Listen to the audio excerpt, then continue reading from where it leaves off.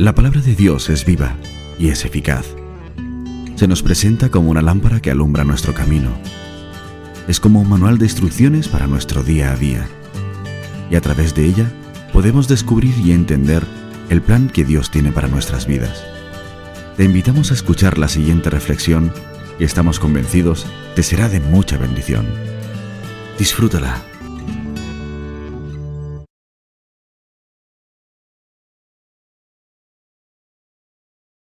Y quería dar inicio al mensaje justamente haciendo una pregunta que tengo aquí el mando.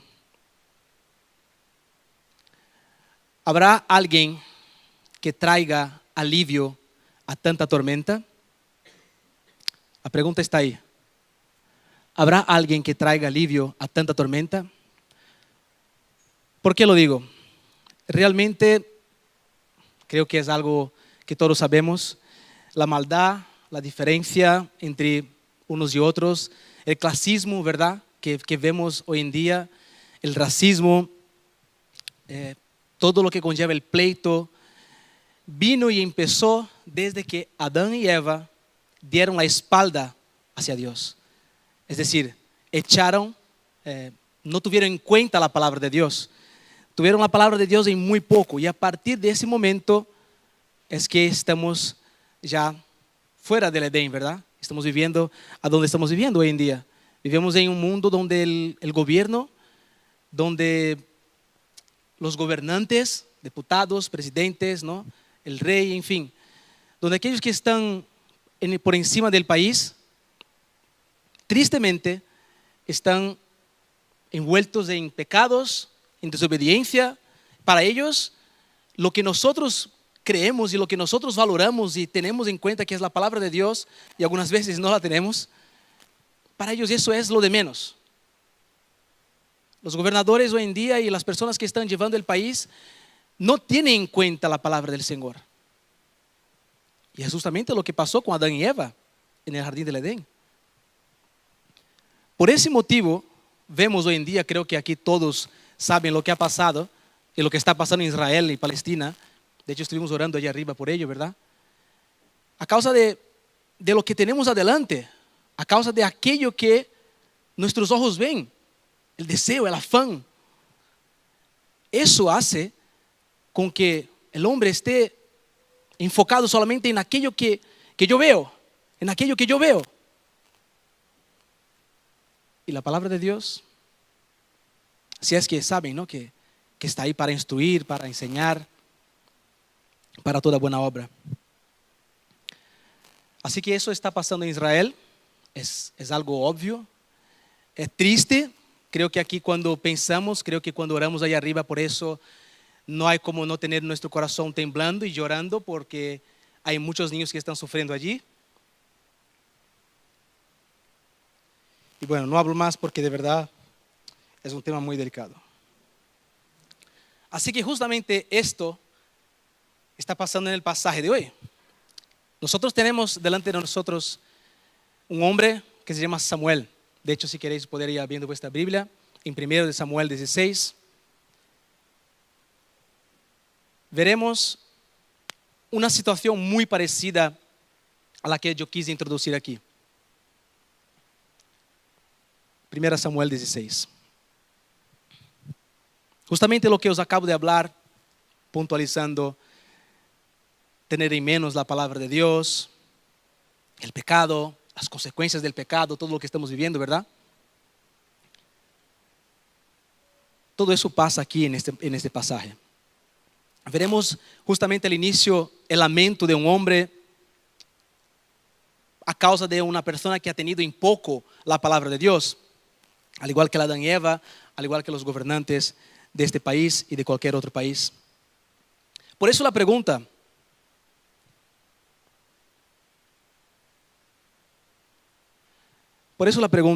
delante de esa situación que estamos viviendo desde el jardín del Edén, ¿habrá alguien que traiga alivio a tanta tormenta?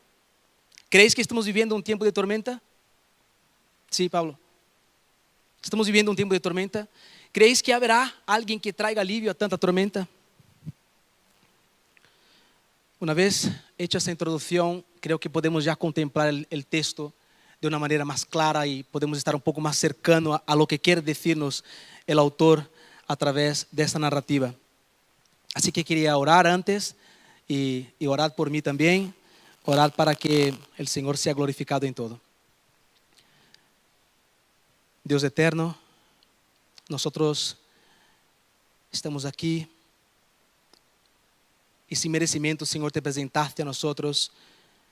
Abriste nuestros ojos, Señor, nos diste vida cuando estábamos en medio del pecado. Habíamos dado también, Señor, como Adán y Eva, la espalda hacia ti. Y sin que hiciéramos nada por merecerlo, nos llamaste, Señor, de las tinieblas a su luz admirable. Señor, qué palabras tan grandes. Nos diste vida, Señor. Te agradecemos por ello, Padre amado. Y delante tuyo está este momento en que compartiré tu palabra, cual no soy digno. Lo único, Señor, que pido es que tu Espíritu Santo pueda hablar y obrar en nuestros corazones. Este momento es tuyo, Señor. Sé tú glorificado aquí, sé tú exaltado aquí en nuestro medio, Padre amado. Y que al terminar, Señor, este sermón, los hermanos, las personas que escuchen, Señor, tu palabra, no a mí, puedan, Señor, voltear su mirada hacia ti, Rey de reyes y Señor de señores. Te lo pedimos todo, Señor, en el precioso nombre del Señor Jesús. Amén. Amén, hermanos. Pues como estamos en el primer libro de Samuel, capítulo 16, y por lo visto estáis en una serie de hechos, ¿verdad? Del Espíritu Santo, hechos de los apóstoles, pues quería hacer una breve contextualización sobre el texto, sobre más bien el libro, para que tengamos una idea de cuál es la línea melódica, de lo que está hablando el libro en sí. Así que tengo algunos puntos que quería destacar, y uno de ellos, y que enriquece nuestro pasaje, es que Israel había pedido un rey a Samuel. Algunos ya están haciendo así con la cabeza, ya entienden ya de lo que estamos hablando. Así que Israel pide un rey a Samuel. ¿Quién es Samuel? A los que no saben, Samuel es, o fue, mejor dicho, un juez en Israel. Y la pregunta es, ¿por qué Israel pide un rey a Samuel? Resulta, todo remonta a que en aquellos tiempos, en el tiempo en que estamos hablando, que se inicia el libro, Israel era gobernado por jueces, y esos jueces eran levantados siempre y cuando había una necesidad del pueblo. ¿Y cuál era la necesidad? Pues venían naciones vecinas a atacar, rodear, acamparse contra ellos, los filisteos, por ejemplo. Y Dios capacitaba a un juez para liberar al pueblo. En ese momento el juez estaba allí siendo utilizado por Dios, ha sido levantado por Dios para liberar el pueblo. Y justamente en ese momento es cuando entramos en Samuel, salimos de los jueces y veremos en Samuel la transición de este tiempo. ¿Cuál tiempo? El tiempo en que ellos estaban como los jueces gobernándoles y pasaron hacia los reyes. Y llega un momento en que Samuel, que de hecho es el último juez de Israel, se ha envejecido, ya tiene una cierta edad. ¿Y qué hace él? Pues él llega y coloca a sus hijos para serem jueces. ¿Y qué pasa? Pues sus hijos fallan y son pésimos, por decirlo de alguna manera, jueces. Terminan cayendo en lo que es la avaricia, el soborno, etc. Para no dar muchas vueltas. Así que una vez los ancianos vieron esta deficiencia, esta debilidad, esta necesidad de Israel de tener un gobernante que fuera fiel y recto a su palabra, recto hacia Dios, los ancianos de Israel se reúnen y van hacia Samuel. Llegan allí y ¿qué hacen? Llegamos a donde hemos dicho el primer punto, piden un rey a Samuel. Interesante y tristemente, su criterio de pedir un rey a Samuel es, mira lo que dicen: danos un rey como tienen todas las demás naciones. Un criterio muy terrenal, muy visual, muy horizontal, ¿verdad? Y muchas veces tenemos que hablar un poco más bajo, en este caso yo, porque también tengo situaciones en que mis criterios son terrenales, mis criterios son muy horizontales. Pero aquí está Israel, pide un rey. Y lo pide en el capítulo 8. Pero como dice Jueces 21-25, este momento Israel pide el rey y ellos hacían tal y cual, dice Jueces 21-25, cada cual hacía lo que bien le parecía. Este es el contexto del libro antes de entrar en nuestro pasaje. Pero llega el rey, en este caso Saúl, y la dinámica sigue. ¿Qué dinámica? La dinámica de no tener un gobernador, alguien que gobierne, un rey, un líder, que fuera de verdad recto delante de Dios. La dinámica sigue, han pedido un rey, han tenido un criterio, han pedido, y aquí está la situación. Tenían, por ejemplo, un grandísimo problema como sucedió con Jabes de Galaad. Era un pueblo, son atacados, o sea, la dinámica sigue, los enemigos acampan alrededor de Jabes de Galaad. ¿Y qué hacen ellos? ¿Buscan a Dios? No. ¿Van hacia el rey que habían pedido, Saúl? Tampoco. Dice la palabra después, si quieres echar un vistazo, en el capítulo 11, que ellos van a buscar a alguien que les socorra. Buscaron a cualquier persona. Dicho eso, es innegable aplicar a nosotros esto, viendo este contexto anterior. Es innegable ver que nosotros como seres humanos, mientras estamos en este cuerpo, Fede, tenemos esa tendencia, esa inclinación a buscar solución a nuestras necesidades, solución a nuestros problemas, a lo que tenemos adelante, primeramente viendo aquello que está delante de nuestros ojos. ¿Me comprendéis? A lo que está a mano, a lo terrenal. Es una inclinación nuestra, no podemos negarlo. De eso habla el contexto anterior y de eso habla nuestro pasaje que veremos. Pero que hoy podamos recordar que las soluciones y criterios que nosotros tenemos delante de nuestras necesidades están muy lejos, pero muy lejos de ser lo más acertado. Pero hoy veremos cuál es, no vamos a dejar con la incógnita, por supuesto, hoy veremos cuál es el medio más acertado, pero lo diré más adelante. Pues al final viene entonces ese rey, ¿y qué pasa? Termina siendo desechado por Dios. No era un rey conforme al corazón de Dios.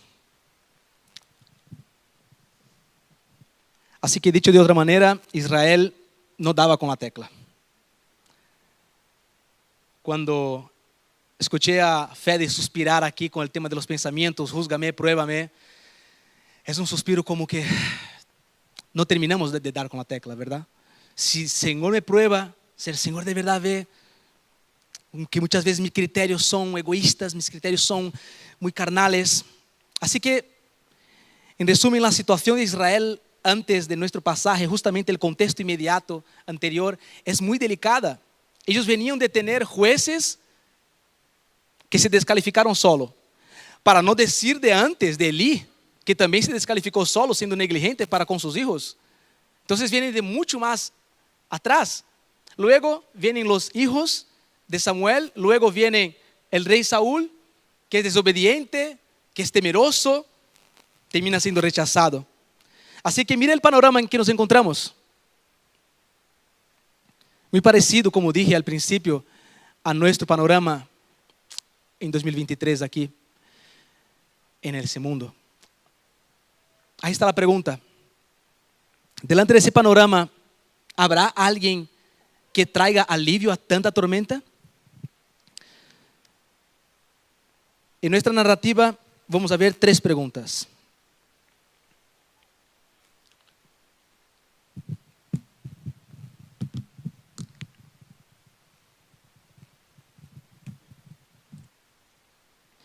Las 3 preguntas están ahí.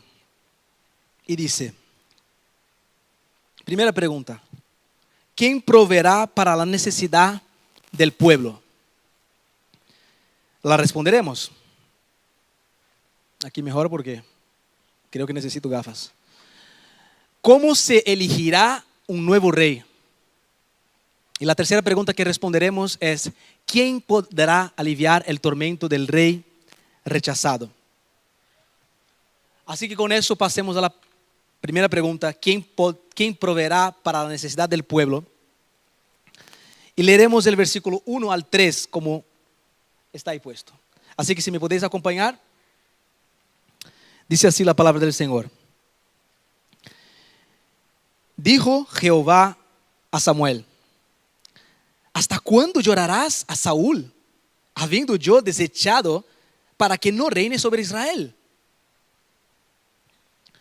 Llena tu cuerno de aceite y ven, te enviaré a Isaí de Belén, porque de sus hijos me he provisto de rey. Y dijo Samuel, ¿cómo iré? Si Saúl lo supiera, me mataría. Jehová respondió, toma contigo una becerra de la vacada y di, a ofrecer sacrificio a Jehová he venido. Y llama a Isaí al sacrificio, y yo te enseñaré lo que has de hacer, y me ungirás el que yo te dijere. Hasta aquí de momento. Lo primero que vemos es que Samuel está llorando desde hace mucho tiempo. No es para menos. Mira todo lo que hemos comentado al principio sobre la situación y el panorama que tenía Israel. Él llevaba llorando mucho tiempo. De hecho, viene llorando desde el capítulo 15, versículo 11. Y aquí Dios dice, ¿no? ¿Hasta cuándo llorarás? Cuando mi hijo empieza a llorar mucho, digo, oye, ¿hasta cuándo, no? O sea, lleva tiempo llorando. Pero es importante resaltar que aunque Samuel lloraba y lloraba y le vemos como un hombre utilizado por Dios, ¿no? Un gran juez, él lloraba por una decisión y una sentencia de Dios justa ante el pecado. ¿Y por qué era justa? Porque Dios es justo. Su decisión de desechar a Saúl, como hemos visto aquí, ha sido porque Saúl había tenido en poco la palabra de Dios. Él había desobedecido lo que le había mandado hacer, esperar 7 días, entre otras desobediencias que ha tenido Saúl. Al igual que he comentado al principio, Adán y Eva, nosotros. Y Saúl ha desobedecido y por eso fue desechado. Así que, teniendo esto en adelante nuestra, ¿cómo no pensar si el pecado hace con que Dios nos deseche? Hemos sido desechados por eso, de hecho. Tenemos que tener en cuenta que el pecado tiene graves pero justas consecuencias. Samuel lloraba, pero lloraba por una justa sentencia. Yo os animo aquí al principio a tomar la palabra de Dios de manera como debemos de tomarla. No a la ligera, porque seguramente si tomamos la palabra de Dios a la ligera, ella pasará factura. Y de hecho está pasando factura ahora con Saúl. Mira lo que dice Mateo 24, 41. Entonces dirá también a los de la izquierda, apartaos de mí, malditos, al fuego eterno, preparado para el diablo y sus ángeles. ¿Sabes para quién estaban dirigidas esas palabras de Jesús? Duras palabras, de hecho, ¿verdad? Apartaos de mí. ¿Eso qué significa? Están desechados, ¿verdad? Apartaos de mí. No os quiero ver, no os quiero tener delante mía, ni cerca mía. Aquellos que no tuvieron en cuenta la palabra de Dios. Aquellos que no estuvieron con el hambriento, con el huérfano, con la viuda, con el enfermo. Así que cuando pensemos en la palabra de Dios, hermanos, como estaba aquí ministrando la hermana, ojo, tengamos atención, cuidado, es la palabra de Dios. Muchas veces creo que el tiempo va pasando en nuestra vida, ¿no? De evangélicos cristianos Y vamos perdiendo o el peso de verdad de que deberíamos de dar a la palabra de Dios, y el no desecharla, el no tenerla por poco, o las consecuencias que eso nos trae, creo que la vamos perdiendo poco a poco. Así que os animo hoy a recordar que tomar la palabra de Dios a la ligera tiene graves consecuencias. Bueno, tenemos una pregunta en el aire, ¿verdad? ¿Quién proveerá para la necesidad del pueblo? La respuesta a la pregunta es clara y está en los primeros versículos. Y vemos la soberanía de Dios en esos versículos. Vemos que Él provee, Él enseña y Él indica. Está aquí. Los verbos en acción de Dios. Él es quien proveerá para la necesidad del pueblo. Muy bien, Enrique. Estás hablando de la necesidad, que Él proveerá, Pero ¿cuál es la necesidad del pueblo? Ya lo hemos dicho. La necesidad es de que ellos tengan un rey con R mayúscula que gobierne sobre ellos. La respuesta a esa pregunta es sí, pero lo proveerá Dios, y Dios ya lo ha provisto un rey para nosotros, un rey en este caso para Israel. Dios, Jehová, textualmente hablando, es quien ha provisto para la necesidad del pueblo. Pero hagamos un paréntesis ahora y busquemos en nosotros cuáles son las necesidades que nosotros tenemos. Porque hablamos de necesidad, pero ¿cuál es tu necesidad hoy?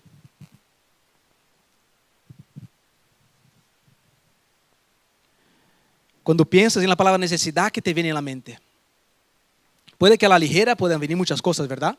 A la ligera puede que venga, pues necesito comprar una casa o terminar de pagar mi hipoteca, necesito pagar mi coche o comprarme un coche, necesito, estaba hablando con un hermano, una pareja, casarme o quizás restaurar mi matrimonio, ¿verdad? Necesito a lo mejor formarme teológicamente, necesito mudar de país, necesito nuevos aires, necesito quizás un milagro. No sé si somos un poco más espirituales y necesito de una conversión de un pariente, de un familiar, de mi hijo. ¿Cuál es tu necesidad hoy? Pues vemos en la Escritura que a partir de Génesis 3, como comenté al principio, la necesidad del ser humano, es decir, de todos que estamos aquí hoy, es de que volvamos bajo el gobierno del Creador. La necesidad que nosotros tenemos, la necesidad primaria que el ser humano tiene, y la necesidad con no solo la N mayúscula, con todas las letras mayúsculas, es que de verdad volvamos bajo la autoridad, el gobierno de este rey.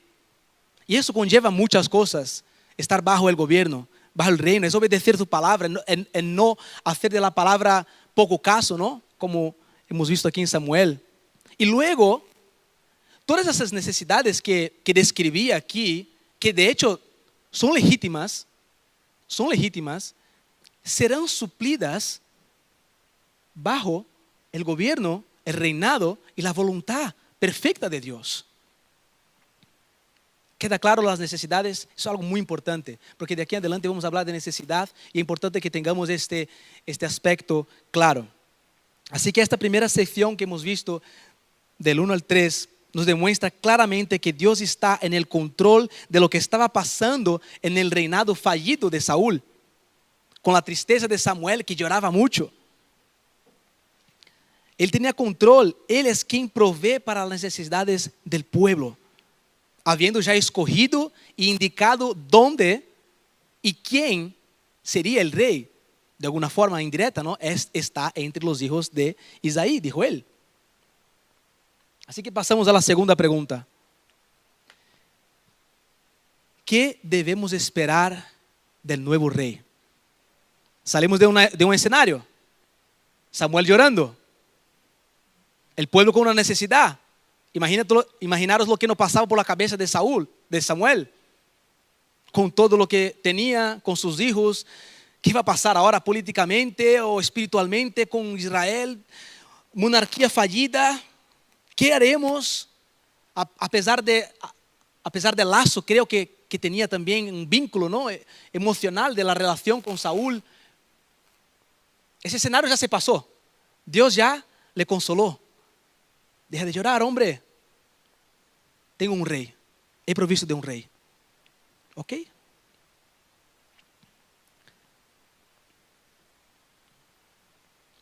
el versículo 4 y 5 leemos: hizo pues Samuel como le dijo Jehová. Y luego que él llegó a Belén, los ancianos de la ciudad salieron a recibirle con miedo y dijeron: ¿es pacífica tu venida? Él respondió: sí, vengo a ofrecer sacrificio a Jehová. Santificaos y venid conmigo al sacrificio. Y santificando él a Isaí y sus hijos, los llamó al sacrificio. Estamos aquí en un momento en que se está ejecutando lo que hemos visto en los 3 primeros versículos. No hay una explicación clara del por qué los ancianos estaban con miedo. El texto no nos ofrece esta explicación. Pero el punto aquí tampoco es entender el porqué del miedo de los ancianos. El punto aquí es que Samuel estaba yendo a ungir a aquel que Dios había provisto en la primera pregunta. El punto aquí es, para la próxima traigo una tablet. El punto aquí es, Israel estaba ejecutando lo que Dios le había dicho. Estaba yendo a ungir. Y aconteció, versículo 6. Acompáñame si puedes. Y aconteció que cuando ellos vinieron, él vio ¿a quién?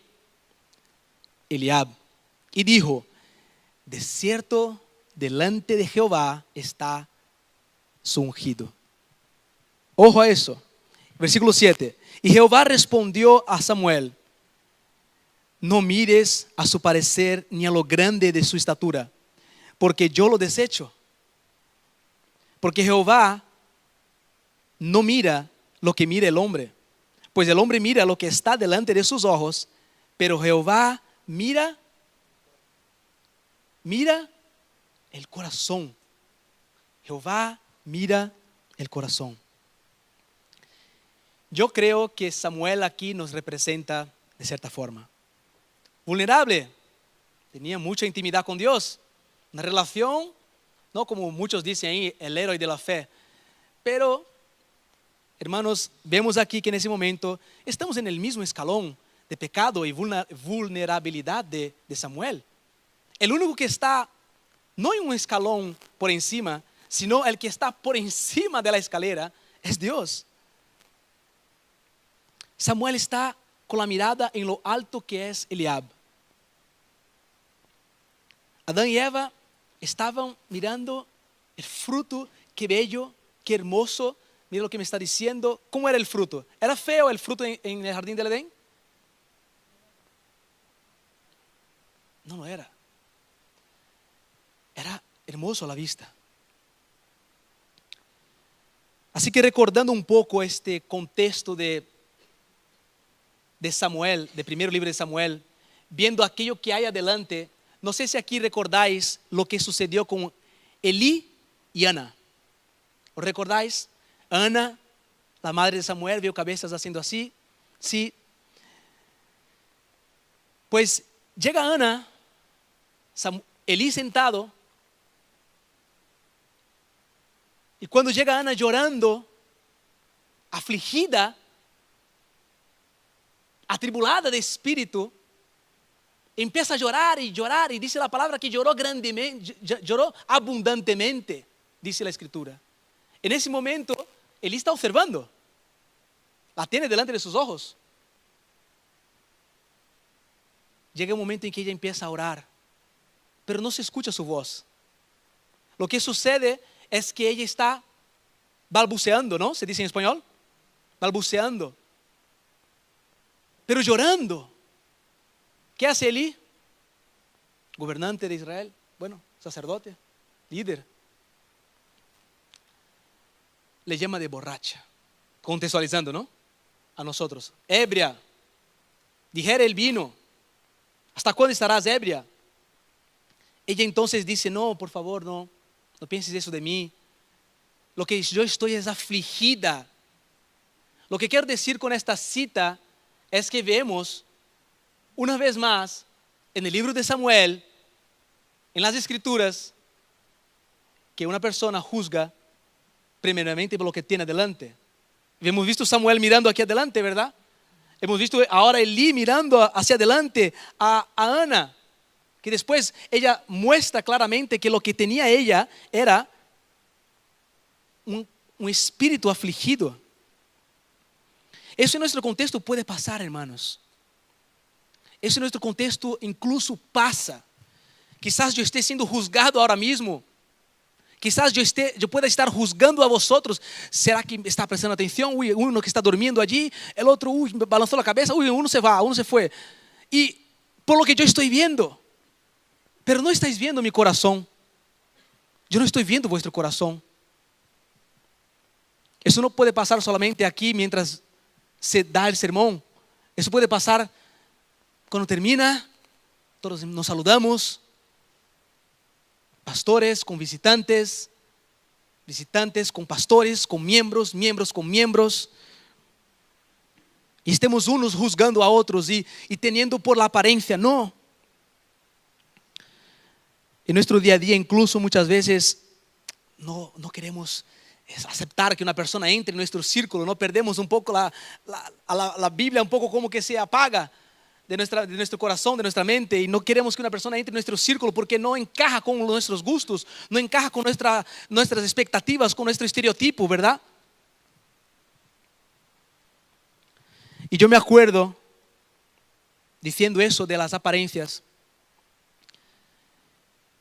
que estaba viendo fotos de la princesa Leonor, que está ahora, o yo no sé si ha terminado ya, en el ejército.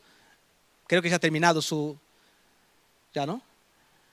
Pues lo que vemos allí en esas fotos es una niña que está ahí dispuesta, está siendo entrenada. Ve fotos de ella así estudiando, parada. Otra desarmando una bomba, corriendo con una metralleta. Y yo viendo, porque me gustan esas cosas de reyes, y como en Brasil no hay. Y estoy viendo lo que está sucediendo. Y dentro de mi corazón, yo estoy criando y juzgando y diciendo, esta niña está preparada. Esta niña es de verdad, ella va a dar la piel por España. Cuando se haga, qué preparada está esta reina será, vamos. Pero ¿quién conoce su corazón? Dios. Dios conoce su corazón. ¿Será que ella tiene odio a las armas? ¿No le gusta la tierra y tampoco estudiar? ¿Será que ella está simplemente cumpliendo requisitos para llegar al trono? ¿Al liderazgo? No sabemos.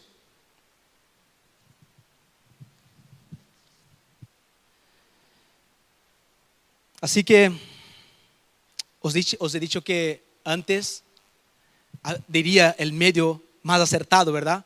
Que nuestro criterio, nuestras soluciones están muy lejos de ser lo acertado. Pues, hermanos, la respuesta para ello, al medio más acertado, es que acudamos al Señor, que acudamos a su palabra, porque hoy en día tristemente no podemos escucharla. No, Señor, ¿qué hago? Como dice en el primer Samuel, ¿salgo o no salgo? Moisés me llamó a predicar, ¿voy o no voy? ¿Me escucharán o no me escucharán? Yo no puedo hacer eso. No podemos, Señor, tengo una entrevista, ¿qué hago? ¿Voy a la entrevista o no voy? Dime, si eso pasaba aquí en 1 Samuel. Preguntamos, Señor, ¿voy o no voy a estar voy o no, persigo o no persigo esta nación? Esto no sucede aquí. Así que el medio más acertado que nosotros tenemos para dar soluciones para nuestra conducta, para nuestra vida, es no mirar lo que está delante nuestra, sino acudir a aquel que mira el corazón. Y lo tenemos aquí delante nuestra. Está revelado en su palabra. De esta forma respondemos la segunda pregunta. ¿Qué debemos esperar del nuevo rey? Que tenga un corazón aprobado por Dios, ¿verdad? Que tenga un corazón recto, como dice en el capítulo 13, versículo 14, que el rey, que el príncipe en este caso menciona la escritura, era conforme al Señor. el rey que sea conforme a su corazón. Tristemente no podemos pedir, bueno, podemos, pero no tenemos esa realidad en España. Así que me gustaría en este momento voltear un poco nuestra mirada hacia nosotros y recordar que esto no sale solamente de aquí hacia afuera. Muchas veces nosotros también creemos que el estatus, la influencia, el poder, el respeto, la aprobación de los hombres, las grandes responsabilidades o demostrar grandes sacrificios por el reino, por la iglesia. Yo estoy aquí desde las 9 de la mañana. Madre mía, eres conforme al corazón de Dios. No. Esta obra en nuestro corazón para que seamos según el corazón de Dios, solo lo hace el Espíritu Santo, no son a través de nuestras obras demostradas. Que nosotros no salgamos de aquí con esta carga de, entonces yo tengo que hacer algo para ser conforme al corazón de Dios. No, yo tengo que ser rey, no. Es el Espíritu Santo quien hace esta obra en nuestros corazones y nos hace conforme al corazón de Dios. Pero hablaremos un poco más y ampliaremos un poco más esto más adelante. Así que las dos primeras preguntas quedan respondidas. ¿Quién proveerá para la necesidad del pueblo? Jehová, Dios, que es soberano sobre todas las circunstancias, que estaba al tanto de todo, que estaba en el control de todo. Jehová es quien da la necesidad hacia el pueblo, porque Él provee, porque Él enseña, porque Él indica todo como tienes que hacer. Él está pendiente de todo. Segunda pregunta, ¿cómo se elegirá? Eso está mal. ¿Qué debemos esperar del nuevo rey? ¿Qué debemos esperar del nuevo rey? Pues un corazón conforme al corazón de Dios. Avanzamos.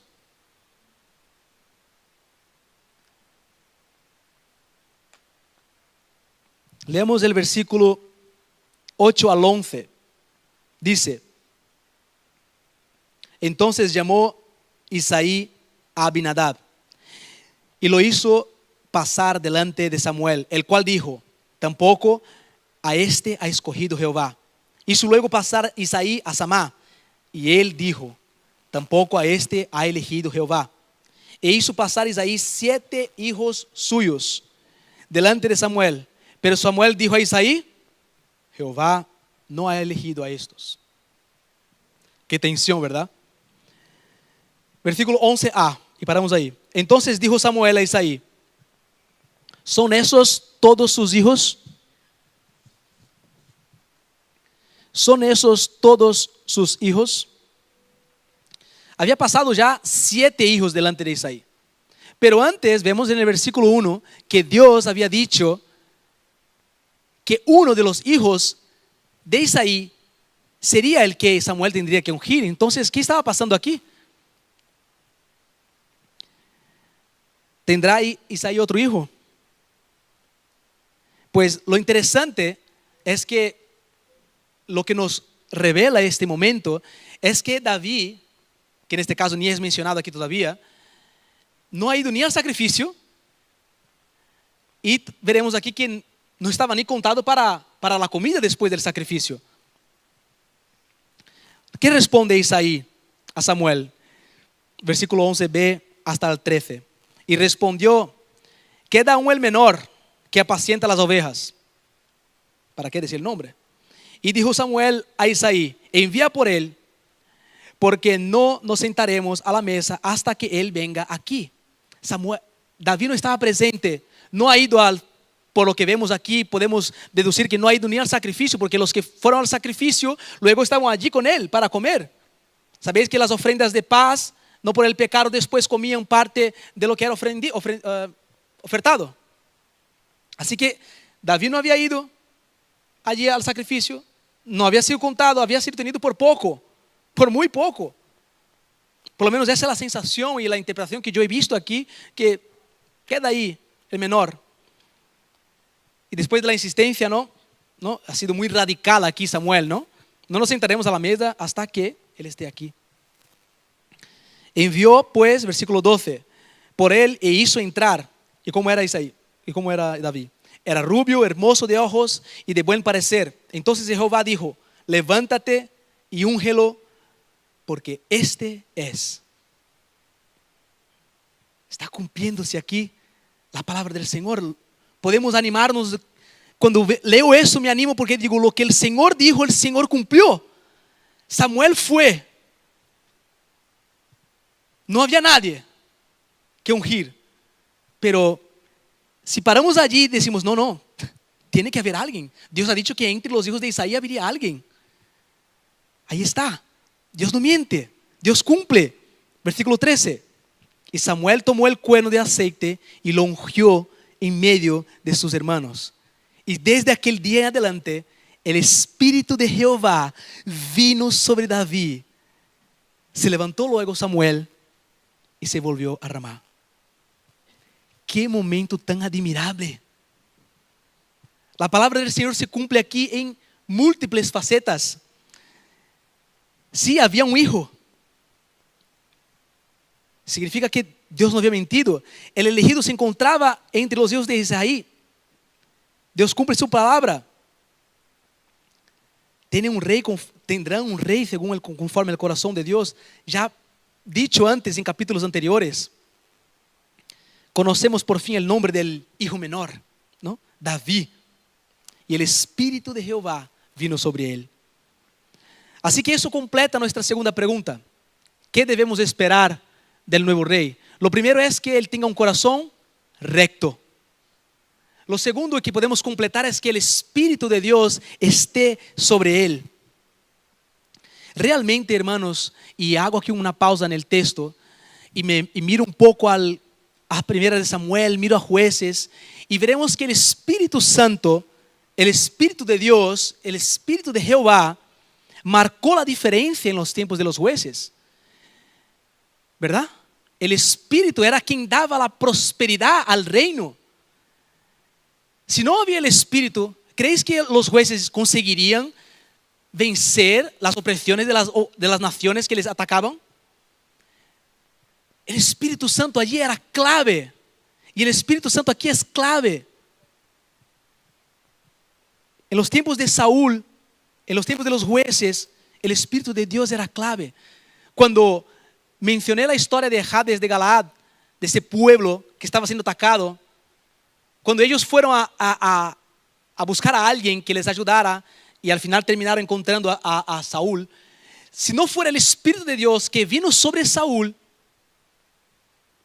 no habría pasado nada. Pero dice la palabra de Dios que en ese momento él se llenó de ira, dice la palabra de Dios, y fue a por ellos y rescató.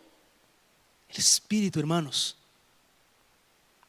no olvidemos el Espíritu Santo de Dios.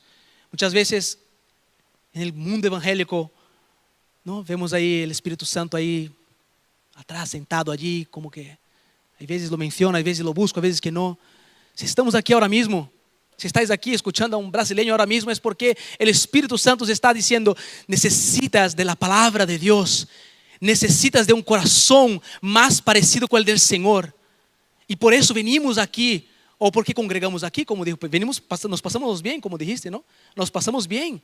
Pero venimos aquí con otro propósito, con otra finalidad. Venimos para adorar, para cantar la palabra, para orar la palabra, para leer la palabra. Y eso es el Espíritu de Dios que nos motiva hacia ello. No lo desvaloremos. Miramos la palabra de Dios, miramos Samuel, miramos las Escrituras y vemos que el Espíritu Santo de Dios es imprescindible. El Espíritu Santo de Dios es imprescindible para nuestra vida, para que tengamos un corazón como el del Señor. Si en algún momento creemos en Dios, si en algún momento hacemos alguna virtud, tenemos algo de virtud que no es nuestra, es porque viene del Espíritu Santo de Dios, que nos empodera, que nos capacita, que nos convence también del pecado, del juicio y de nuestra maldad. Así que tenemos las dos preguntas completadas.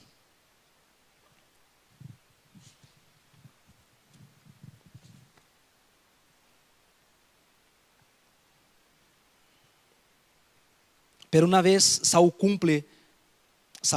Samuel cumple con lo que Dios le había mandado, ¿qué pasa con él? ¿Qué vemos en la Escritura? Él se va. Como, aquí no me meto, ¿no? Imagínate, aquí ya el Señor dijo que lo hará, lo hará. Pero hay algo que el Señor, que vemos que el autor describe, guiado por el Espíritu Santo, que sucede justamente a posterior. Mira lo que es narrado en el versículo 14 y 15. Dice así: el Espíritu de Jehová se apartó de Saúl y le atormentaba un espíritu malo de parte de Jehová. Versículo 15. Y los criados de Saúl le dijeron: he aquí, ahora un espíritu malo de parte de Dios le atormenta. En ese momento entra en escena nuestra tercera y última pregunta. ¿Quién podrá aliviar el tormento del rey desechado? Lo veremos hasta el final del texto. ¿Habéis visto que en un momento vemos una escena, David, viniendo sobre él el Espíritu Santo de Dios, el Espíritu de Jehová vindo sobre él, textualmente hablando? Y luego enseguida vemos que el autor, guiado por el Espíritu Santo, ve que el Espíritu se aparta de Saúl. ¿Ves aquí como el Espíritu es clave? Yo, leyendo este pasaje, digo, aquí justamente culminó, es como un sello que le ha dado y digo, mira, fuera, como tú estás en la cola, ¿no? Esperando la agencia tributaria, donde sea, y esperando el bendito sello y venga, tumba sello para afuera, siguiente. O cuando estás entrando en un país que no es de la Unión Europea, ¿no? Tú estás allí, cuando te dan el sello, tú entras o te vas. Pues aquí para mí es crucial. El Espíritu de Jehová se fue. No se encuentra más, está como concluido lo que Dios había dicho anteriormente en capítulos anteriores. Yo lo he desechado. Saúl estaba ahora mismo pagando las facturas, como he comentado al principio, por tener en poco la palabra de Dios, así como nosotros, los seres humanos, la humanidad, ha pagado y está pasando factura de lo que ha sucedido en el jardín del Edén, ¿verdad? Tener en cuenta, hermanos, tener poco en cuenta la palabra de Dios, o no tenerla en cuenta, mejor dicho, pasa factura. Digo pasa factura porque creo que es una palabra más cercana a nuestro contexto, ¿no? Español. Así que en ese momento, cuando nos acercamos a esa frase, ¿no?, tan chocante a nuestras vistas, ¿no? Jehová se apartó de Saúl y le atormentaba un espíritu malo de parte de Jehová. Nos quedamos preguntando, ¿no? ¿Qué habrá pasado aquí? ¿Qué habrá pasado? ¿Será que lo que está sucediendo aquí con él es lo que sucedió con Job? ¿Que Dios permitió que Satanás le tocara? ¿Será que lo que está sucediendo aquí con Saúl es que él está teniendo su factura siendo pasada y está, en otras palabras, teniendo un juicio sobre él? ¿O será que simplemente, tal como el texto dice, Dios ha enviado un demonio para atormentarle? Ha permitido, ¿no? Porque muchas veces sabemos que el Señor es bueno, ¿verdad?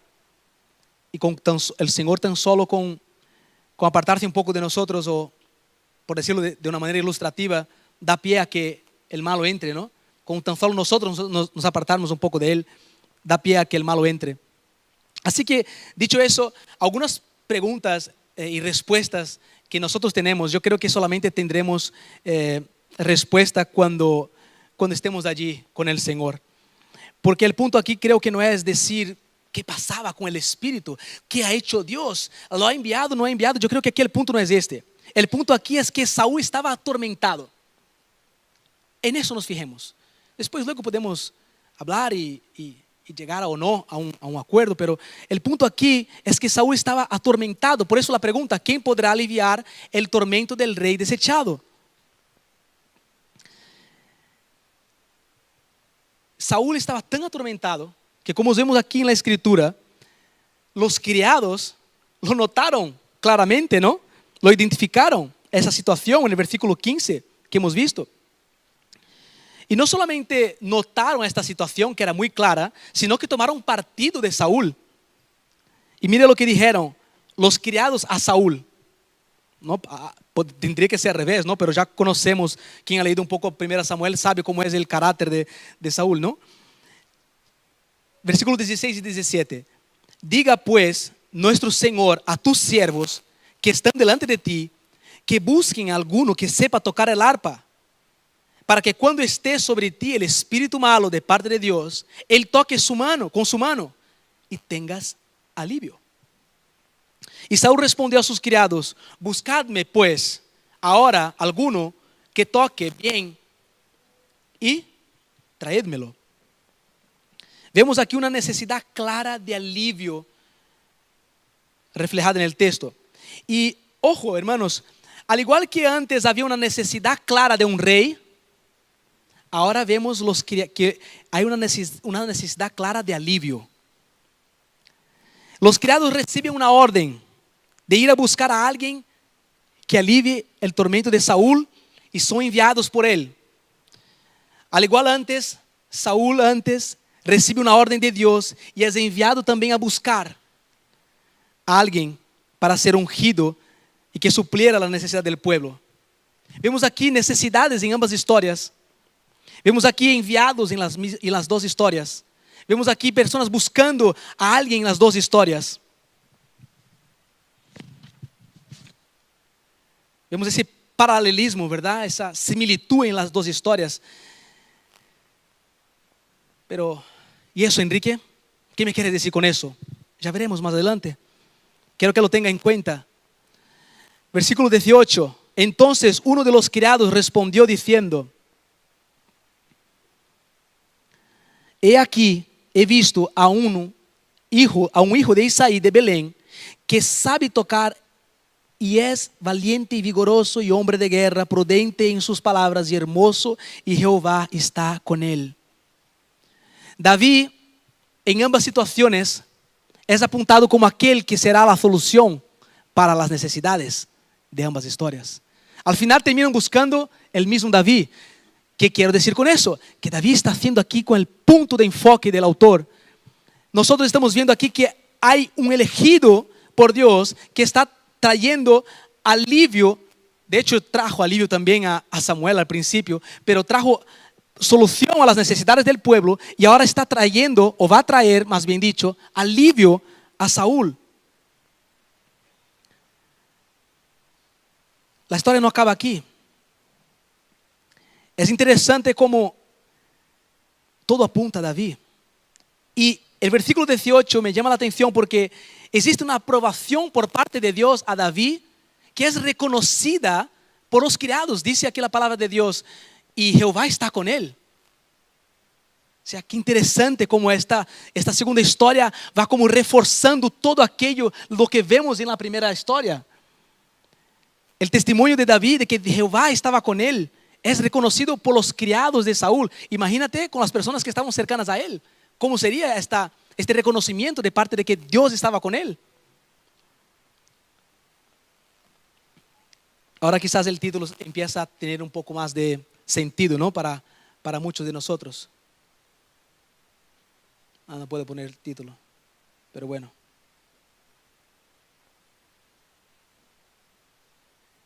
Aquí estamos. El título es El escogido de Dios que provee. Ahí está. El escogido de Dios que provee. Yo con la tecnología soy, vamos, ya lo estáis viendo. Ya podéis juzgarme ya, por los que estáis viendo. Así que sigamos leyendo el versículo 19 al 23. Y mira qué precioso. Y Saúl envió mensajeros a Isaí.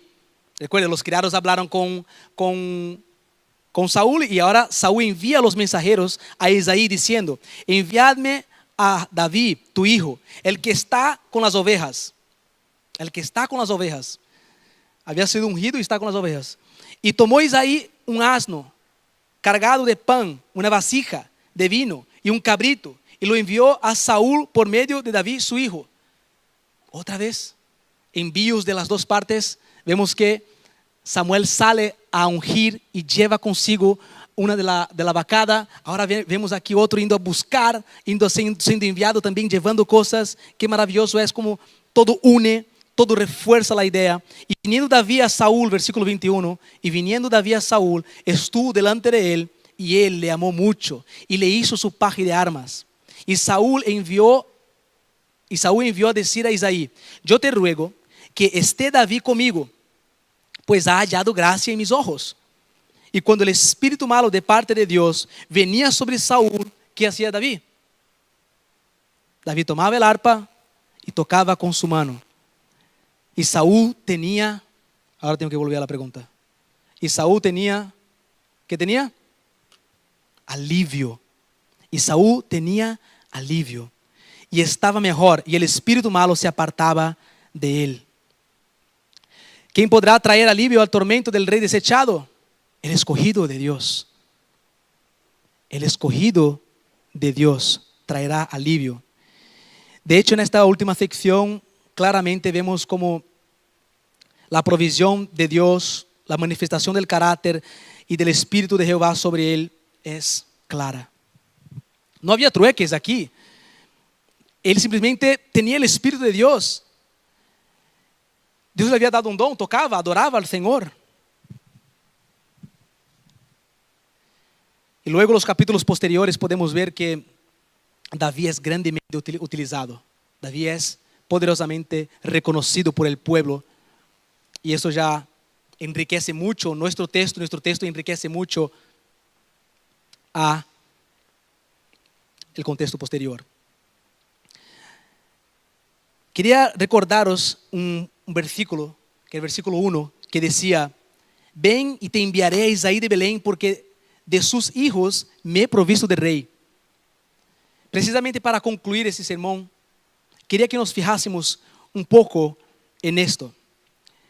Realmente Dios ha provisto un rey de los hijos de Isaí, de Belén. Y este rey con R mayúscula no es David. Este rey es Jesús. Jesús, que vino de la descendencia de Isaí, descendencia de David, que vino de Belén. Aqui no Antigo Testamento, quando vemos nombres têm um certo significado, está todo apontando ao verdadeiro rei. Todo está apontando àquele que de verdade pode trazer-nos alívio mediante as tormentas que o pecado e a morte traem a nossa vida. Quantos aqui lutam contra o pecado? Vou fazer a pergunta outra vez. Quantos de aqui lutam contra o pecado?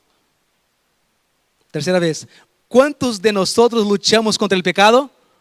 Ok. ¿Eso qué significa? Luchamos contra el pecado. El pecado trae consecuencias. Luchamos contra el pecado y necesitamos de alivio. ¿Qué vamos a hacer? ¿Dónde vamos a buscar alivio? ¿Un psicólogo? No estoy hablando mal de los psicólogos, de su trabajo fenomenal que hacen. ¿Dónde vamos a buscar nuestro alivio de nuestro pecado? De aquello que venimos cargando, de las consecuencias del pecado. Busquemos a Dios. Busquemos al verdadero rey. Sí, luchamos con el pecado y seguiremos luchando. Eso tiene que ser notorio. Sí, yo lucho contra el pecado. Y necesito de alivio. Necesito del escogido de Dios, de aquel que vino con el Espíritu Santo, de aquel que fue atormentado en la cruz. Necesito de este, que ahora mismo puede, tiene poder y tiene el Espíritu Santo que me envía para empoderarme y hacer la obra de santificación en mi vida. Y si alguien ve este sermón o alguien está aquí que no reconoce su pecado o que cree que no lucha contra el pecado, sí, querido, somos pecadores. La palabra nos muestra, esta es nuestra fe, eso es lo que tenemos aquí adelante. Y es innegable que necesitamos de aquel que viene a liberarnos de este tormento que vivimos. Recuerdo que, y recordaréis, que los judíos estaban queriendo un liberador, ¿verdad? Querían un liberador de la opresión, de todo lo que estamos viendo con los romanos. Y ellos creían que venía un hombre ahí, ¿no? Un porte, quizás. Los discípulos, ¿cuál era el contexto de Marcos? Los discípulos estaban esperando un liberador, alguien que, no, ahora yo soy parte también aquí, vamos, yo quiero sentar a tu derecha, cuando tú reines, el otro a tu izquierda. ¿Y quién viene? Isaías dice, ¿no? No hay parecer en él, ni hermosura. Le veremos más bien sin atractivo para que le deseemos. Él es el primero que nos enseña que no tenemos que mirar al atractivo. ¿Dónde nació Jesús? En el santuario, ¿verdad? No, en un pesebre. Hermanos, Jesús vino, fue desechado, menospreciado, igual que David, que no ha sido ni tenido en cuenta, y lo dice la palabra, que no lo hemos tenido en cuenta, pero Él cargó nuestros pecados, Él llevó nuestros pecados en la cruz, somos lavados por su sangre. Y esa palabra, cuando la leemos aquí, somos lavados en su sangre, lavados en su sangre. Hermanos, esa palabra tiene que movernos. No es cualquier cosa. Su sangre preciosa. Un rey, el rey de reyes y señor de señores, vino menospreciado, sin apariencia ninguna. No podríamos desearle. Seguramente si Jesús estuviera delante de Samuel, Samuel diría: pasa, ese de aquí seguro que Jesús que no es el elegido. Pero sí, Él era el elegido. Él era aquel que venía a traer alivio. Así que te animo a acudir a Jesús. Tenemos a acudir al Rey de Reyes, el único que puede traernos alivio a nuestro tormento. Y veremos más tormento aquí, de esta puerta para afuera, o quizás incluso aquí dentro. Veremos tormento en nuestra vida. Lo he comentado antes con Israel y Palestina. ¿Y cuál es la forma de traernos alivio?